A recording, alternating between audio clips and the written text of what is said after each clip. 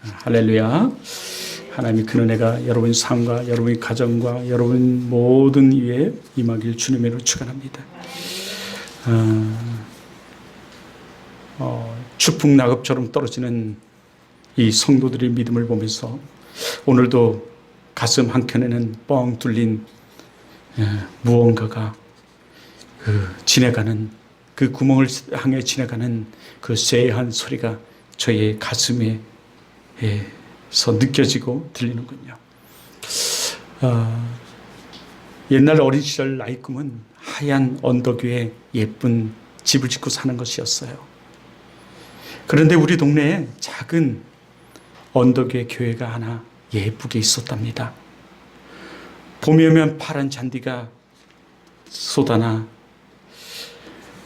그리고 나무의 잎새가 움틀 때는 교회가 얼마나 아름다운지 정말 몰랐답니다. 그 교회를 보면서 한 번쯤 저 교회 가보고 싶다. 저 교회 가보고 싶다. 그런 생각이 들곤 하였습니다. 여름이 오면 교회 주위에 느티나무가 축 늘어져 교회의 그늘을 만들어주고 정자나무 아래 어린 아이들과 선생님들이 모여 둘러앉아 수박을 먹는 모습은 나도 저 교회 다니고 싶다. 이런 생각이 내 마음속에 있었습니다. 봄이 오면 결란을 나눠주고 가을에는 온갖 가위를 나누어 주었습니다. 저기가 천국인가 보다. 어린 나이 마음속에 그런 마음들이 들었습니다. 겨울에는 종탑에 전구가 빨리 오라고 오색 찬란하게 반짝반짝거렸습니다. 하얀 눈 위의 하얀 교회는 마치 동화 속의 집이었고 꿈속의 언덕 위의 하얀 집이었습니다. 천사들이 내려와 금은 보화를 나누어주며 춤을 추는 집 같았습니다. 그런데 어느 날 동네 형님들이 밤에 횃불을 들고 누구누구 전도사 나와 전도사를 때려 죽이겠다고 고함을 치며 찾아다니고 우리 큰 누님 친구분하고 바람이 나서 도망을 갔다며 잡아 죽여야 한다고 소리를 칩니다. 또 하는 말이 이 교회는 통일교 이단이라고 합니다. 아니, 여름에는 영화를 보여주고 먹을 것을 주던 그 교회. 정말 이단이라니 충격이었습니다. 그날 밤에 전도사는 우리 큰누님 친구분하고 도망을 가고 교회는 청년들에게 불살라져 다 버리고 말았습니다. 그리고 6개월이 지났을까? 동네에 시내에서 파송된 남자 전도사 한 분이 전도를 하고 다니더니 그 전소된 자리에 다시 교회가 세워지는 겁니다. 그때 많은 사람들이 교회를 세우는 일에 동참하는 모습을 보았습니다. 여름에 땀을 철철 흘리며 국수를 끓여 먹으며 콩보리밥에 김치 하나 쭉 찍어 먹으며 열심히 교회를 세우는 모습은 마치 천사들 같았습니다. 예전 교회에서 보지 못한 밝은 모습들을 보았습니다. 하나님은 우리 동네에 교회를 세우기 위하여 이단 사입이라는 통일교회를 불살라버리고 기성교회라는 장로교회가 들어오게 하시고 전도사 한 분을 보내시어서 그리고 점 돕는 자들을 보내시어서 교회를 세우셨습니다. 하나님은 푸른 언덕에 교회를 세우기 위하여 한 사람을 택하시고 부르셔서 교회를 세우셨습니다. 요셉이라는 한 사람, 모세라는 한 사람, 우리 한 사람을 통하여 하나님은 이 교회를 세우기를 원하십니다. 이 교회 예배를 세우고 한 영혼을 세우기를 원하십니다. 그러기에 오늘 우리는 이 예배가 그냥 예배가 아니라 영적 예배가 되기를 정말 간절히 바랍니다. 형식적인 예배가 아니라 온 마음과 온 정성을 다하여 드리는 영적 예배가 되길 주님의 이름으로 축원합니다. 또 더 나아가 한 영혼을 살리고 그리스도다운 그리스도인으로 세워지고 지켜가는 여러분 되길 주님을 축원합니다. 그런데 많은 사람들이 교회를 어떤 목적을 이루기 위한 수단으로, 어떤 목적을 이루기 위한 방편으로 다니는 사람들이 종종 있습니다. 아닙니다. 아니 됩니다. 하나님은 우리를 부르신 분명한 목적이 있습니다. 그것은 이 교회를 세우시고 이 교회를 통하여 하나님이 여러분의 복 주시고 여러분의 지경을 넓혀서 하나님 나라를 확장하기 위해서입니다. 오늘 사도행전의 대주제는 증인입니다. 오늘 사도행전을 우리 보고 있는데 이 사도행전의 주제는 증인입니다. 이 증인이지만 이 증인이라는 단어를 쓸 때 좀 조심스럽기도 합니다. 여러분이 혹시 여호와의 증인을 생각할까 두렵습니다. 하지만 그런 여호와의 증인이 아니라 우리가 예수 그리스도를 믿어 예수 그리스도의 향기를 나타내며 예수 그리스도를 증거하는, 내가 만나고 내가 느끼고 내가 경험한 예수 그리스도를 전하는 그 증인을 말하는 것입니다. 주님이 부활하시고 많은 사람들과 함께 40일 동안 여기저기 다니시며 올라가시기 전에 분부를 하십니다. 너희는 예루살렘을 떠나지 말고 아버지께서 약속하신 약속의 말씀을 기다리라. 너희에게 성령이 임하시면 너희가 권능을 받고 예루살렘과 유다와 사마리 땅끝까지 이르러 내 증인이 되리라 라고 말씀하십니다. 이 말을 들은 120명의 성도들은 주님이 말씀하신 그 분부하여 말씀하신 그 말씀을 기다리며 마가 다락방에 모여 전무하여 기도하며 말씀을 들었습니다. 그러자 10일이 못되어 하나님께서 약속하신 그 성령이 그들 위에 임하였습니다. 그리고 성령 충만을 받자 그들은 거리로 나가 복음을 증거하는 증인이 되었습니다. 이에 많은 사람들이 이 모습을 보며 심히 놀라고 신기하게 여기며 또는 어떤 사람은 세술에 취하였다 조롱하기도 하였습니다.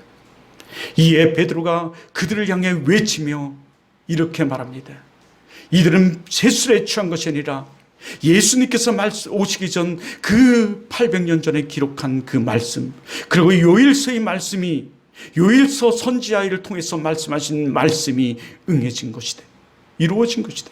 하나님이 그 말씀을, 요엘서를 통해서 말씀하신 그 말씀을 응한 것이다 라고 말씀합니다. 그러면서 또 말을 하죠. 베드로는 더 확실하게 큰 소리로 말합니다. 너희는 확실히 알라. 너희가 지금 이 보고 듣는 이 광경을 그냥 이루어진 사건이 아님을 너희 확실히 알라. 너희가 십자가에 못 박은 그 예수 그리스도를 하나님께서 다시 살리셨고 그를 우리의 주와 그리스도 되게 하셨다. 너희는 확실히 알라. 그렇게 말하고 있습니다.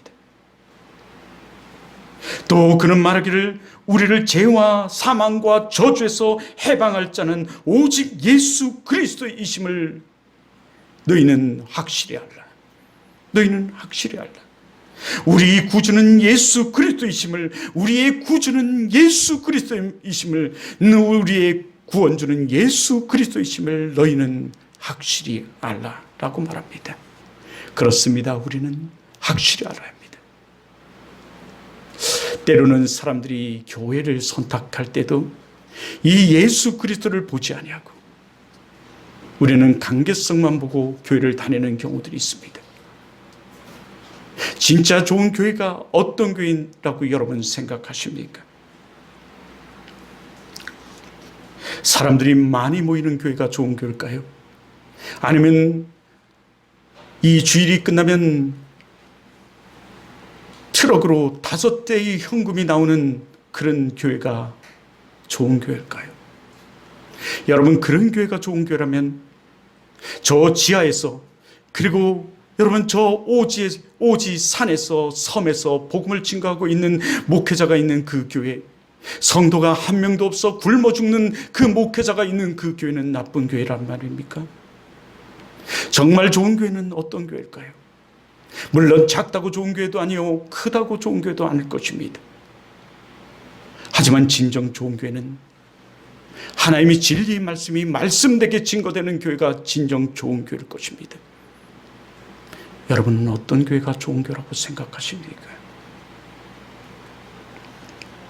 목회를 하다 보면 이런저런 사람들을 종종 만나게 됩니다. 그런 사람들에게 저는 묻습니다. 교회에서 가장 중요한 일이 무엇일까요? 교회에서 하는 일 중에 가장 중요한 일이 무엇일까요? 어떤 사람은 예배입니다. 어떤 사람은 구제입니다. 어떤 사람은 교제입니다. 등등의 얘기들을 하죠. 여러분은 어떤 것이 교회에서 가장 중요하다고 생각을 하십니까? 무엇이 교회에서 가장 중요한 일이라고 여러분 생각하시나요? 여러분, 사실 제자 훈련이 교회에서 가장 중요합니다. 제자가 되어 예수 그리스도의 발자취를 따라 살아가는 그 제자 훈련이 사실 제일 중요합니다. 제자가 되어 제자를 삼는 이 제자 훈련이 가장 중요합니다.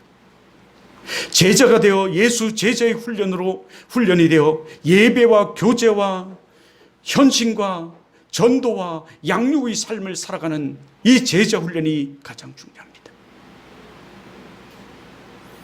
교회가 존재하는 목적은 예배하기 위해 존재하죠. 또 교회가 존재하는 목적은 이 생명구원을 위해 존재합니다. 그러나 하나님은 이 예배와 예배자의 삶을 위해서 교제를 말했고 이 헌신을 말씀하셨어요. 이 헌신이라는 것은 봉사와 또는 구제라든가 뭐 등등등의 일들입니다. 이것은 우리가 행해야 할 명령입니다. 제자 훈련을 통해서 우리가 예배와 교제와 헌신과 전도와 양육의 삶을 우리는 사실 살아가야 합니다. 그러기에 이 교회는 이 제자 훈련이 중요해요. 그래서 제자가 되어 그 삶을, 이 5가지 삶을 살아가는 것이 가장 중요합니다. 그런데 우리는 나름대로 이렇습니다, 저렇습니다. 아닙니다. 여러분, 안 됩니다. 우리는 이 성경을 통해서 살고 이 성경을 중심으로 살며 이 성경을 따라 살고 성경을 먹고 사는 사람들이 우리인 것입니다. 우리 얄팍한 지식으로 우리는 이 하나님보다 더 높지 않은 우리 지식, 하나님보다 더 능력이 없는 우리 이 능력으로 우리는 하나님을 판단하며 이건 안 됩니다, 저건 안 됩니다, 이렇게 해야 됩니다, 저렇게 해야 합니다, 우리는 생각하죠. 그것은 아직 우리가 제자가 되지 않은 우리의 모습이기도 합니다. 그래서 36절에 이렇게 말씀해요. 사도행전 2장 36절. 복음에 대해서 확실히 알라고 하시면서 이렇게 말하죠. 예수가 주와 그리스도 되게 하셨다라고 말씀하십니다. 이 말은 너희가 외면하고 정죄하고 십자가에 못 박은 예수 그리스도가 너희의 생명의 주가 되셨고 만왕의 왕이 되셨으며 천지의 주가 되셨음을, 메시아이심을, 우리의 구주이심을 말씀하는 거예요. 너희가 이것을 확실히 알라고 하십니다. 그렇습니다. 예수 그리스도는 우리의 구주이십니다. 예수 그리스도는 우리의 구주요 우리의 구원자였습니다. 루터나 칼빈이나 주빙걸레나 낙스나 보르거나 누구나 할 것 없이 이 구원에 대해서 얘기하면서 우리의 영혼의 구원과 우리의 육신의 구원을 얘기하며 우리 삶의 구원을 얘기해요. 다시 말해서 전지 만물의 주가 되시는 우리의 주인이 되시는 우리의 그리스도 되시는 그분은 오직 예수 그리스도, 우리 삶의 구원자 되시는 예수 그리스도. 여러분, 우리의 구원자는 예수 그리스도이심을 믿으십니까? 예. 여러분, 다른 것으로 우리는 구원받을 수 없습니다. 베드로는 예수 그리스도의 이적과 표적과 기적을 행하시는 그 현장 속에 늘 있었습니다. 꼭 데리고 간 사람이죠. 그가 이것을 목격하고 예수 그리스도의 부활하심을 목격한 그는 그렇게 고백해요. 우리가 다른 이로서는 구원을 받을 수 없나니 천하 인간의 구원받을 이름을 우리에게 주시지 아니었다. 오직 예수 그리스도만이 우리의 구원자이심을 얘기해요. 우리는 인생을 살아가다 보면 내가 이렇게 하면 잘 될 것 같고 내가 저렇게 하면 잘 될 것 같지만 우리 인생은 우리 마음대로 우리 생각대로 되어지지 않습니다. 그것은 바로 우리 인생이 우리를 좌우하지 않는다는 거예요. 물론 조금에 따라서는 그렇게 되어지지만, 그래서 어떤 사람은 개차반 같은 인생을 살아가는데도 우리 눈으로 보고 시각으로 볼 때 잘 먹고 잘 사는 것 같고, 어떤 사람은 참으로 착하게 살아가는데도 참 힘든 삶을 살아가는 그 모습을 우리는 보게 되죠. 그러나 성경은 개차반처럼 살아가는 그 사람이 잘 되는 것을 부러워하지 말라고 말하고 있습니다. 그는 그것 때문에 지옥의 삶을 살고 그것 때문에 지옥에 떨어지며 그의 가정은 그것 때문에 지옥이 되어가고 있다는 것을 얘기를 하고 있어요. 물론 없는 것보다 있는 게 좋습니다. 하지만 하나님이 주시는 그 은혜, 하나님이 주시는 평안, 하나님이 주시는 그 평강, 하나님이 주시는 그 물질, 그것은 우리가 어떻게 써야 하는지, 그것을 통해서 우리가 어떻게 활용하는지까지도 말씀하시며 그 안에서는 반드시 평안이 있어요. 우리 크리스천의 삶이 지금 힘들다고 또 원망하지도 마십시오. 하나님은 우리를 통해서 다른 길을, 더 좋은 길을 예비해 놓고 우리에게 있어요. 단 우리가 그것을 자꾸 발로 걷어차서 그래요. 하나님은 전지전능하신 분이십니다. 전지전능하신다는 것은 여러분 못할 것이 없는 분이세요. 그의 능력은 한이 없고 끝이 없다는 거예요. 그럼에도 불구하고 여러분 그 능력을 제한하는 것들이 있는데 그것은 바로 우리 인간들이에요.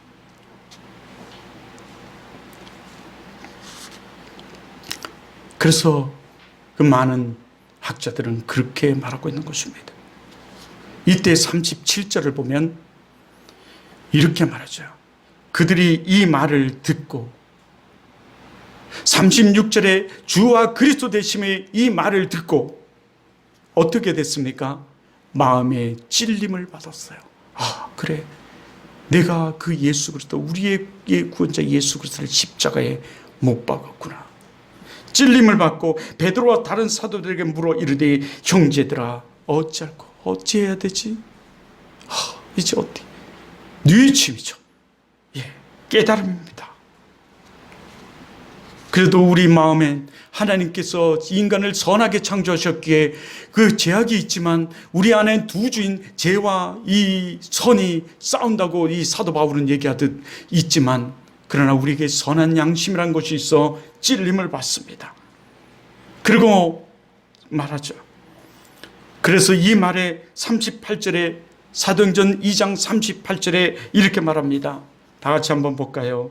베드로가 이르되 너희가 뭐하여? 회개하여. 진리를 받는 그들에게 말합니다. 회개하여 각각 예수 그리스도의 이름으로, 예수 그리스도의 이름으로 너 죄사함을 받으라. 예수 그리스도의 이름, 그 예수 그리스도의 이름 안에는 능력이 있어요. 예수 그리스도의 이름 안에는 권능이 있습니다. 예수 그리스도의 이름을 증거할 때 마귀가 떠나가고 귀신이 떠나가고 죄사함의 역사가 일어나요. 이것은 예수 그리스도를 영접하라고 믿으라는 얘기예요. 죄사하게 하고, 그래서 이름으로 세례를 받고 죄사함을 받으라. 그러면 성령의 선물을 받으리라 라고 합니다. 할렐루야. 복음을 들은 이들이 마음에 찔림을 받고 이들이 어찌할꼬 할 때 그렇게 얘기해요. 오늘도 우리가 예수 그리스도의 복음을 증거할 때 이런 역사가 일어나는 줄 믿습니다. 그러기 위해서는 우리가 성령의 위탁함이, 그리고 주님의 그 능력을, 그리고 주님의 그 권능을 믿는 믿음이 우리에게 좀 필요해요. 그리고 증거해야 됩니다. 우리도 복음을 증거하는 우린 증인의 삶을 우리가 살아가야 돼요. 우리가 복음으로 구원을 받고 복음을 전하면 그 복음의 능력이 나타나고, 그 복음의 삶을 살아가는 사람은 예배하는 삶을 살아가게 되어 있습니다. 복음으로 구원을 받고 신령과 진정으로 예배하는 구원자, 구원받은 자의 모습, 이것이 진정한 그리스도인의 모습이에요. 여러분은 예배에 집중하고 예배에 중점하며 예배를 사모하고 살아가고 있습니까? 그렇다면 여러분은 그리스도인이십니다. 하지만 아직도 예배를 사모하고 예배를 중점으로 살지 못하십니까? 그렇다면 여러분은 아직도 세상적 그리스도인이십니다. 제가 우리 그 집사님이 우리 교회에 이렇게 오셔서 같이 예배를 드리는데, 지난 며칠 전이죠. 좀 많이 뭐라고 그래서 제 마음에 좀 안 좋았어요. 집사라면 이런 일은 해야 하지 않습니까? 막 그래서 뭐라 그랬는데요. 집사는 이런 일은 당연하지 않습니까?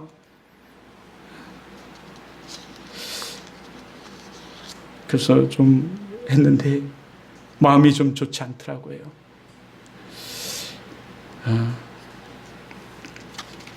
하지만 우리가 그리스도인으로서 그리스도의 삶을 살아가면 여러분, 예배를 방해하는 그 모든 것들, 압제자들을 하나님께서 막아주시고 지켜주시고 보호해 주십니다.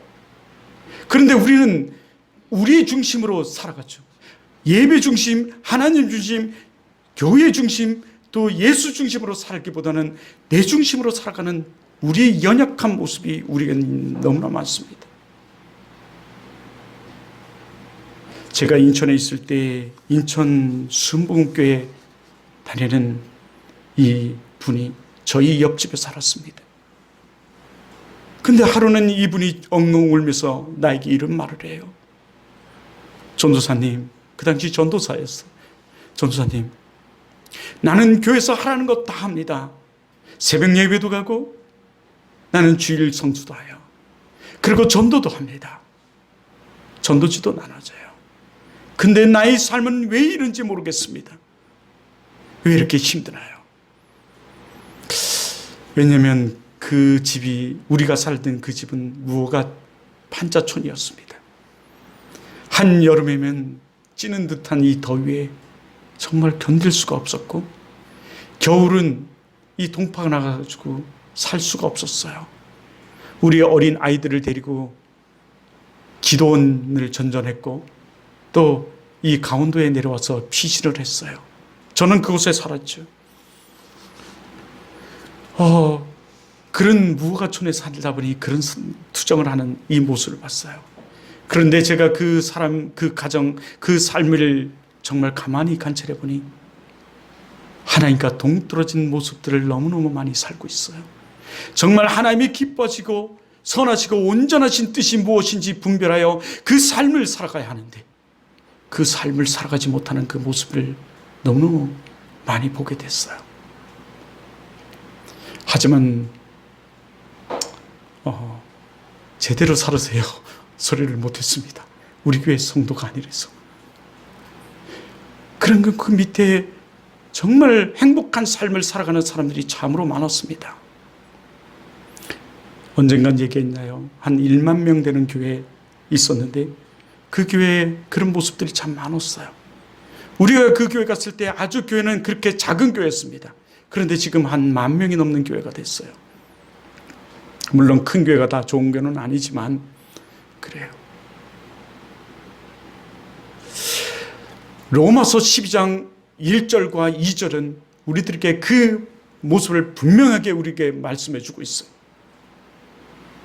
로마서 12장 1절은 우리를 산 제사로 산 제물로 드리라 말씀하시면서 이것이 너의 영적 예배라고 말씀하시고, 2절에서는 하나님이 기뻐하시고 선하시고 온전하신 뜻이 무엇인지 분별하여 그것을 행하라고 말씀하고 계십니다. 그리하면 하나님은 우리에게 은혜를 베푸세요.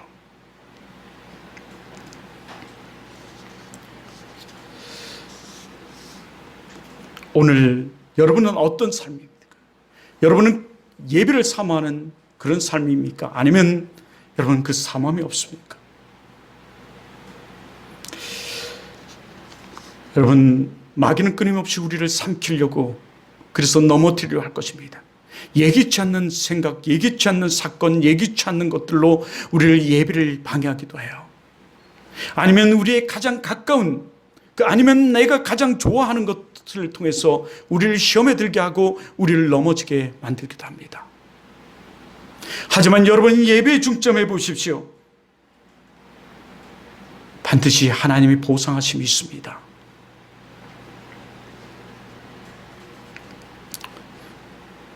그것은 그리스도인의 삶이기 때문에 그래요.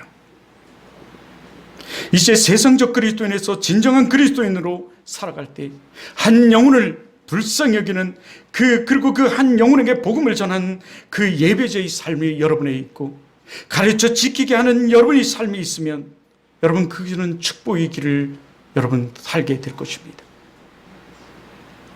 그러기에 수많은 사람들은 지금도, 또는 저 신림동 그 지하철에서 외치고 있어요. 저는 신림동 그곳에 가서 늘 신림역, 신도림역 그 2번 출구로 올라오면 늘 그 정말 얼굴이 시커멓게 타서 외치는 그의 모습을 보면서 한때는 저 사람 미쳤어. 근데 목회를 하면서 늘 전에 그 느끼는 것은, 그것이 얼마나 크면, 그의 기쁨이 얼마나 크면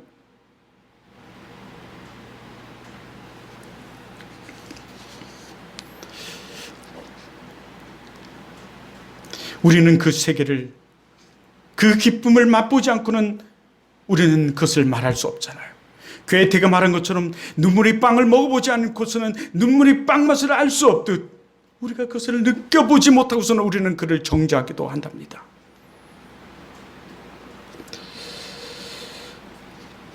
우리는 38절을 보면 이렇게 말하죠. 거기서 38절에 말하는 이 세례, 이 세례는 물 세례가 아니라 여러분 성령 세례를 말합니다. 즉 세례라는 의미가 씻긴다, 끊다라는 의미를 가지고 있지 않습니까? 이렇듯 예수 그리스도의 이름으로 여러분 세례를 받는다는 것, 여러분 그것은 죄가 사함 받는 거예요. 씻김 받는 것입니다. 그래서 이 38절에 성령의 선물이라는 이는 예수 그리스도의 구속하심으로 말미암아 죄사함을 받고 하나님의 자녀로 구속함을 받는 것을 말해요. 하나님의 자녀가 되는 그 선물.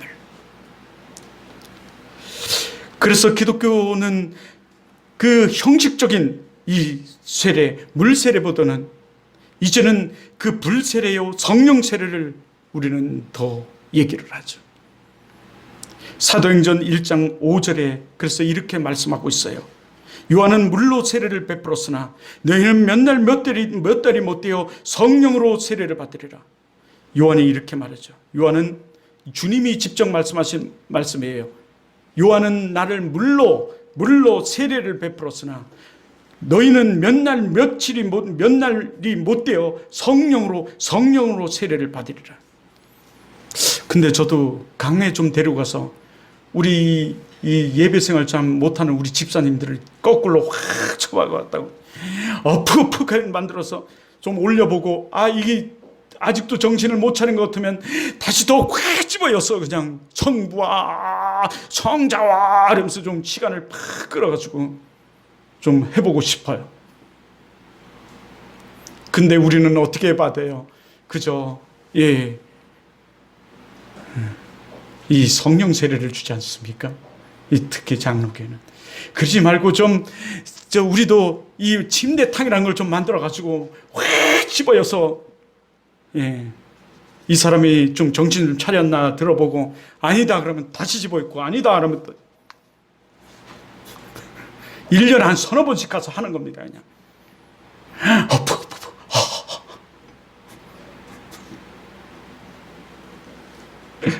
우리 집사님은 아마 그 경험을 해봐서 잘하실 겁니다.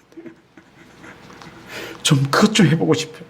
그러나 여기 말씀하시는 이 세례는 진정한 성령 세례를 말해요. 그래서 이렇게 39절에 말하죠. 이 약속이란 무엇일까요? 이 약속은 회개하여 각각 예수 그리스도의 이름으로 세례를 받고 제사를 받으라. 그리하면 성령의 선물로 받으리라.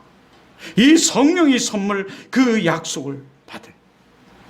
그래서 이 약속은 너희가 너희 모든 먼데 사람, 그래서 우리가 믿게 된 것은 우리의 자의적인 믿음이 아니라 하나님께서 택하시고 부르신, 아무리 먼데 있는 곳이라도 하나님께서 우리를 택하시고 부르신 그 부름이 있어요. 그래서 이어서 말하죠. 모든 먼데 사람 곧 우리 하나님이 얼마든지 뭐 하시는 부르시는 자들에게 하신 것이라 부르셨어요. 그래서 사도 바울도 말하죠. 나의 나됨은 하나님이 은혜라. 주님이 또 말해요. 너가 나를 택한 것이 아니라 내가 너희를 택하여 불렀나니. 하나님 택하셨어. 부르셨어요. 그러므로 우리는 부르심에 합당한 삶을 살아가야 돼요. 그럴 때 우리에게는 은혜가 있어요.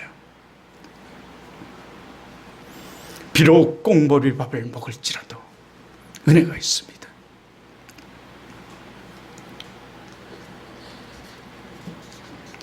예. 또 40절에 말씀하죠. 또 여러 말로 확증하여 권하여 이르되 너희가 이 패역한 세대에서 뭐를 받으라? 구원을 받으라. 그래요. 여러분의 삶에 정말 구원의 은혜와 은총과 감격과 감동이 여러분의 있기를 주님으로 축원합니다. 그러기에 우리나라도, 아니 전 세계적으로 봐도 그렇고 우리나라만 봐도 그 강남 분당 판교의 사람들이 뭐 부족함이 있다고 그렇게 헌신하고 봉사하며 예수를 믿겠습니까? 우리보다 못하고 우리보다 가진 것이 없어서 그들이 그렇게 하루 종일 이 주일에 나와 여러분 예배를 드리며 헌신을 할까요?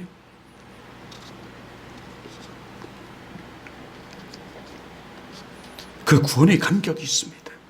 구원의 감동이 있어요.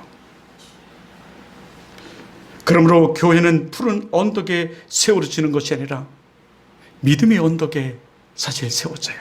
믿음의 고백이에요. 오늘 우리 주제는 뭐예요? 예, 언덕 위에 세우는 교회예요. 세워지는 교회. 예. 세움의 언덕에서, 세움의 언덕에서. 그래서 어제 급히 우리 주보 중간에 있는 이 글을 썼습니다. 세움의 언덕에서. 여러분 마태복음 16장 16절로부터 19절을 보면요. 마태복음 16장 16절 19절은 이렇게 말씀하십니다. 시몬 베드로가 대답하여 이르되 주는 그리스도시요 살아계신 하나님의 아들이시니이다 라고 고백을 해요. 그때 17절에 이렇게 예수께서 대답하여 이르시되 바요나 시몬아 내가 복이 있도다. 이는 내게 알게 한 이는 혈육이 아니요 하늘에 계신 내 아버지시니이다. 하늘에 계신 내 아버지시니이다. 18절 또 내가 내게 이르노니 너는 베드로라. 내가 이 반석 위에 교회를 세우리니 음부의 권세가 이기지 못하리라. 내가 이 반석 위에 내 반석 위에 교회를 세우리니 음부의 권세가 이기지 못하리라. 그 베드로는 반석이라는 뜻을 가지고 있어요. 믿음의 반석, 고백의 반석, 믿음의 고백의 반석 위에 교회를 세운다.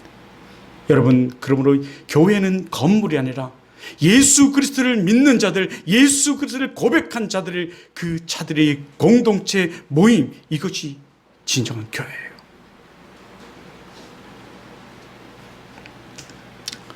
그리고 또 말씀하시죠.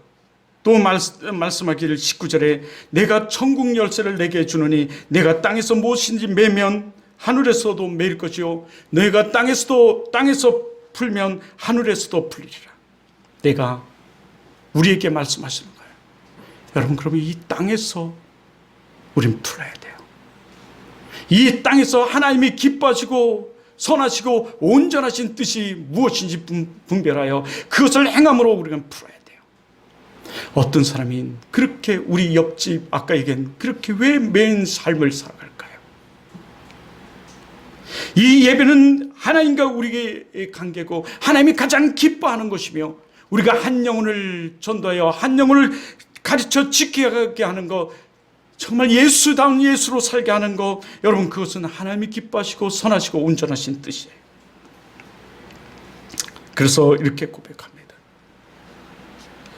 이 교회는 이 고백을 나누는 그 믿음의 그 고백을 나누는 네트워크의 사람들로 통해서 여러분 세워져요.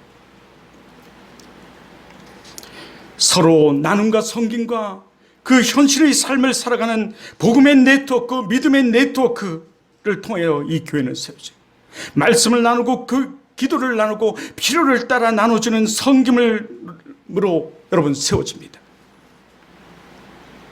둘째는 교회를 세우는 현진자 처치 플랜터를 통해서 나눠져요. 여기 우리는 처치 플랜팅이라고 옆에 해놨죠. 교회를 세우자라는 거예요, 사실. 그러나 플랜터, 여러분 교회를 세우는 자들, 현신자들을 통해서 여러분 교회는 사실은 세워져요.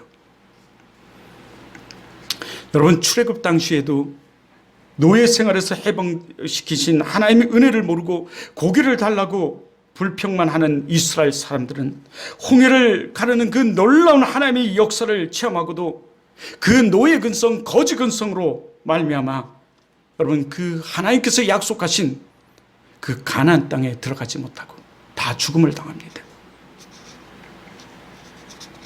교회도 마찬가지예요. 이런 불평과 불만을 하는 자들, 이런 자들로 교회가 세워지는 것이 아니라 오늘 나의 나됨은 하나님의 은혜임을 고백하는, 그리고 현신하는 처치 플랜터들을 통해서 여러분 교회가 세워집니다. 셋째는 하나님 나라의 소망을 두고 훈련된 제작 훈련된 킹덤 빌더를 통해서 이 교회는 사실 세워져요. 우리 교회는 그것이 지금 모든 것들이 사실 약해서 그렇습니다. 이런 사람들은 하나님이 그 충성된 그 축복됨을 누려요. 그래서 하나님은 이들에게 이렇게 말하죠. 너는 참 착하고 충성된 종이다. 달란트 비유를 통해서도 하나님께서 그렇게 말씀하죠. 우리에게 많은 물질을 주든가 아니면 우리에게 많은 은사를 주시는데 달란트를 주시죠. 우리 그 집사님들을 보면 참 달란트가 많습니다. 근데 그 달란트를 어떤 사람은 땅에 묻어도 그냥 수장시켜버리는 사람들이 있는가 하면 어떤 사람은 그것을 갑절로 남기는 사람들이 있어요. 주님이 마지막 계수할 때 그 땅에 묻어둔 그 달란트까지도 그 은사까지도 빼앗아서 여러분 그 갑절로 남기는 사람들에게 더하여 주시죠. 축복돼요. 축복을 주시고 더 큰 은혜를 누리게 하시고 더 큰 삶을 살게 하시는 그 모습이 성경에 있습니다. 여러분 이 킹덤 빌더의 삶을 통해서 교회가 세워진 이 믿음의 반석, 믿음 위에 푸른 언덕 위에 이 교회는 세워지는 줄 믿습니다. 우리도 주님의 그 셈의 믿음의 언덕 위에 우리 교회를 좀 한번 세워봅시다.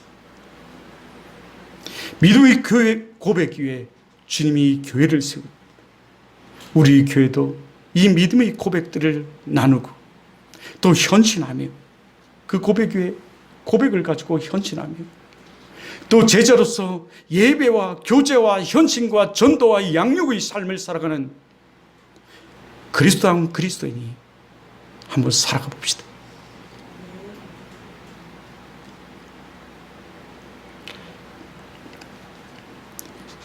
프랑스의 그 여류 작가 그리고 소련이 낳은 그 소설가 톨스토이, 이들은 하나같이 공통점들이 있습니다. 그들은 마지막을 맛본 사람들이에요. 어떻게 보면 죽음 앞에서. 그런데 그들이 진정한 그 죽음 앞에서 고백들을 하죠. 그 고백하기 전에는 그들은 그들이 삶의 최고인 줄 알았습니다. 그리고 그 하나님이 없다고 그들은 생각했어요. 그러나 하나님을 만나고 난 그들은 완전히 그들의 삶을 변했습니다. 시간상 그 변함의 사건은 얘기할 수 없지만 하여튼 그래요. 이렇게 베드로는 입만 벌리면 복음을 전하고 입만 벌리면 예수 그리스도를 증거했어요. 구속사적 예배와 한 영혼 구원을 위해서 그는 삶을 살아갔어요. 여러분, 이런 그 복음의 삶을 살아갈 때 어떤 역사가 일어나는 줄 아십니까?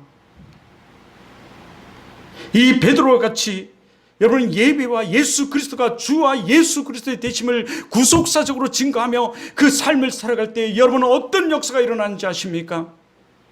하나님의 놀라운 역사의 여가 일어납니다. 여러분이 꿈꾸고 여러분이 바라고 여러분이 그 강구하는 그 놀라운 역사 위에 더한 역사가 일어나요. 41절을 보면 이러죠. 그 말을 받은 사람들은 세례를 받음에 이 날에 신도의 수가 3,000이나 더하더라. 예. 여러분, 생명 살리는 것 일보다 더 귀하고 소중하고 귀중한 것이 어디 있을까요?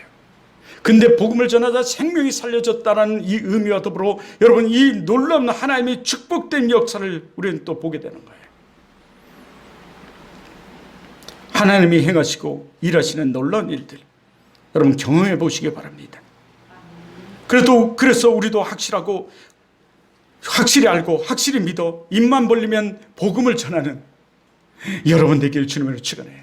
그러면 하나님은 우리 교회와 여러분의 가정과 우리 삶에 큰 은혜를 줄 줄 믿습니다. 여러분, 이 지상교회에 주신 주님의 3대 은혜의 방편이 있습니다. 그것은 바로 말씀과 기도와 성례예요. 그런데 오늘 이 초대교회의 모습을 보면 이 초대교회의 그 모습들이 다 드러나고 있어요. 그들은 이 말씀과 기도와 이 성례를 중심으로 살아갔어요. 그러나 성례를 너무 중점하면 그것도 안 돼요. 그것은 미사주의로 빠지죠. 그러나 우리는 말씀 중심으로 살아가야 돼요. 그러나 그 성례와 기도가 우리 삶에 있어야 되는 거죠. 그 말씀은 여러분 우리 믿음의 푸른 언덕 위에 교회를 세우기를 원하고 있어요. 다시 말해서 하나님 우리를 통해 교회를 세우기를 원하세요. 교회가 어떻게 세워집니까? 여러분 예배와 한 영혼 전도, 한 영혼 구령에 의해 세워져요. 그래야면 하나님은 여러분 이 나라가 세워지고 가정이 세워져. 교회가 세워지면 가정이 세워지고 지역이 세워지고 나라가 세워지는 거예요, 사실은요. 그래서 김구 선생은 경찰서 100개 세우는 것보다 교회 하나 세우는 것이 더 낫다라고 고백했어요. 말을 하죠. 교회 세우는 것은 우리가 세워지는 거예요. 우리가 세워지면 지역이 세워지고 우리가 세워지면 나라가 세워지는 것입니다. 그래서 성경은 우리들에게 늘 세우라고 말씀하시면서 전하라고 말씀하시고 가서 주고 가르쳐 지키게 하라고 말씀하고 있어요. 여러분 이런 축복된 현장에 여러분이 있고 그 현장 속에 임재하시는 하나님의 은혜를 누리며 여러분과 함께하는 그 성령의 역사를 체험하는 여러분 되길 주님으로 축원합니다. 사랑하는 여러분, 우리 예배에 중점합시다. 우리 예배에 중점합시다. 예배는 하나님이 기뻐하시고 선하시고 온전하신 뜻입니다. 그리고 더 나아가 여러분, 우리의 사명인 복음 증거에 우리 중점합시다. 아멘. 그것은 교회를 살리는 것입니다. 교회를 살리면 여러분이 살고 가정이 살고 지역이 살고 나라가 살게 됐습니다. 사는 것입니다. 여러분, 이 나라를 살릴 수 있는 여러분 되길 주님으로 축원합니다. 기도하겠습니다.